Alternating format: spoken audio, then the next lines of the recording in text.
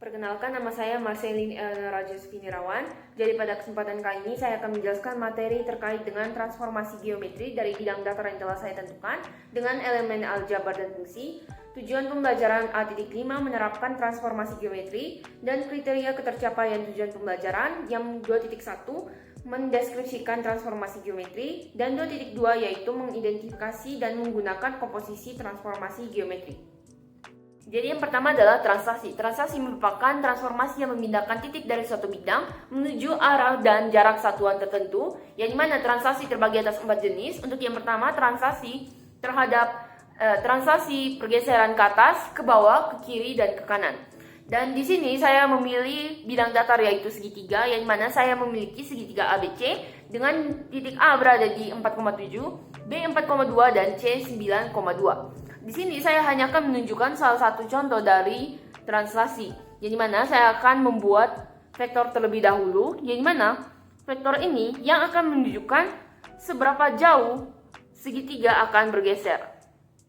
Nah, di sini vektor tertulis yaitu 3 dan min 2. 3 dan min 2 yang dimaksud di sini adalah segitiga akan mengalami pergeseran ke kanan sebanyak 3 satuan, 1, 2, 3, dan 2 satuan ke bawah, yaitu 1, 2. Nah, untuk hasil translasinya kurang lebih seperti ini.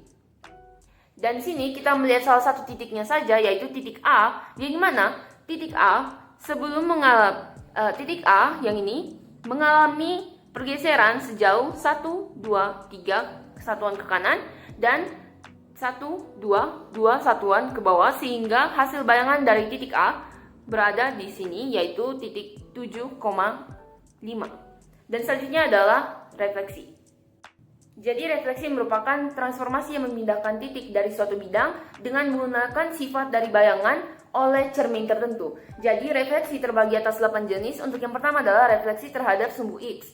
Refleksi terhadap sumbu X berarti bahwa nilai X tidak mengalami perubahan, sedangkan nilai Y mengalami perubahan tanda. Kurang lebih seperti ini untuk segitiga ABC. Dan kita lihat salah satu titiknya yaitu titik B, yang dimana sebelum refleksi nilainya adalah 8,2, tetapi setelah mengalami refleksi nilai X-nya tetap sama yaitu 8, sedangkan nilai Y-nya berubah menjadi min 2. Selanjutnya adalah refleksi terhadap sumbu Y. Refleksi terhadap sumbu Y berarti bahwa nilai X yang mengalami perubahan tanda, sedangkan nilai Y tidak mengalami perubahan tanda. Kurang lebih seperti ini. Untuk salah satu titiknya yaitu titik B, nilainya adalah 8,2, tetapi setelah refleksi nilai X-nya berubah menjadi min 8, sedangkan Y-nya tetap sama yaitu 2. Selanjutnya adalah refleksi terhadap titik pusat 0,0. Refleksi terhadap titik pusat 0,0 berarti bahwa nilai dari X dan Y mengalami perubahan tanda. Kurang lebih seperti ini, yang dimana sebelumnya nilai segitiga ABC, nilai titik-titiknya semua berada pada di sumbu positif yaitu kuadran 1, tetapi setelah mengalami refleksi terhadap titik pusat 0,0, semua tandanya diubah sehingga hasil bayangannya berada di kuadran 3. Selanjutnya adalah refleksi terhadap garis Y sama dengan X. Refleksi terhadap garis Y sama dengan X berarti bahwa nilai X dan Y ditukar.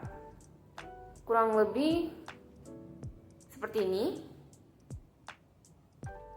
Yang mana untuk salah satu titik yaitu titik B, sebelumnya nilainya yaitu adalah 8,2, tetapi setelah direfleksikan nilai X-nya diubah menjadi 2, sedangkan nilai Y-nya berubah menjadi 8. Selanjutnya adalah refleksi terhadap garis Y sama dengan min X.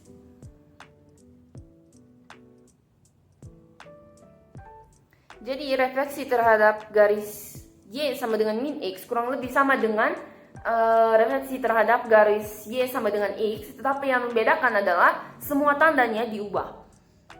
Kurang lebih seperti ini untuk refleksinya.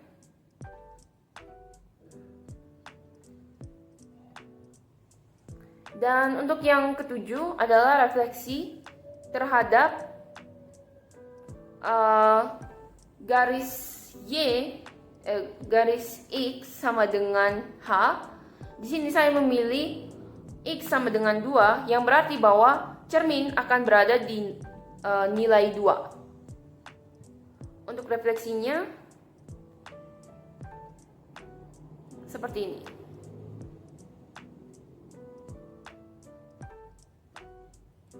Lalu untuk yang terakhir adalah refleksi terhadap garis Y sama dengan K. Di sini saya memilih nilai Y sama dengan 6, yang mana artinya cerminnya berada di nilai 6 pada sumbu Y. Untuk refleksi kurang lebih seperti ini. Selanjutnya adalah rotasi. Rotasi merupakan transformasi yang memindahkan titik-titik dari suatu bidang sejauh alfa dan terhadap titik pusat tertentu. Jadi rotasi dipengaruhi oleh 3 hal. Yang pertama adalah arah perputaran, yang kedua adalah besar sudut, yang ketiga adalah titik pusat rotasi. Langsung saja ke contoh soal. Jika saya memiliki titik pusat min 2,2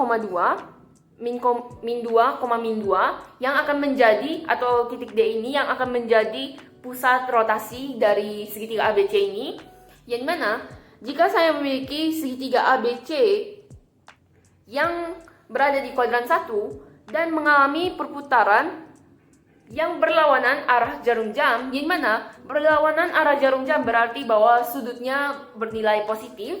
Untuk yang pertama adalah perputaran sejauh 90 derajat berlawanan arah jarum jam akan menghasilkan bayangan di kuadran 2, yang mana nilai dari X dan Y-nya adalah nilai X-nya negatif sedangkan nilai Y-nya positif. Lalu selanjutnya adalah perputaran sejauh 180 derajat berlawanan arah jarum jam akan menghasilkan bayangan di kuadran 3 dengan nilai X dan Y negatif. Dan yang terakhir adalah perputaran sejauh 270 derajat berlawanan arah jarum jam yang menghasilkan bayangan di kuadran 4. Dan selanjutnya adalah perputaran yang searah dengan jarum jam. Di sini ada kesamaan dari perputaran ini, yang dimana untuk perputaran dari 90 derajat sebesar 90 derajat, yaitu yang bermaksud dari searah jarum jam berarti min 90 derajat, berarti bahwa nilai bayangannya akan sama dengan bayangan dari perputaran 270 derajat berlawanan arah jarum jam, kurang lebih seperti ini. Lalu untuk 180 derajat searah jarum jam maupun berlawanan arah jarum jam akan menghasilkan bayangan yang sama, kurang lebih seperti ini. Dan yang terakhir untuk perputaran searah jarum jam sejauh 270 derajat akan sama dengan bayangannya dengan perputaran 90 derajat berlawanan arah jarum jam. Yang terakhir adalah dilatasi. Jadi dilatasi merupakan transformasi yang memindahkan titik dari suatu bidang dengan menggunakan faktor pengali terhadap titik pusat tertentu. Jadi langsung saja ada 2 hal yang mempengaruhi dilatasi. Untuk yang pertama adalah titik pusat, yang kedua adalah skala pengali.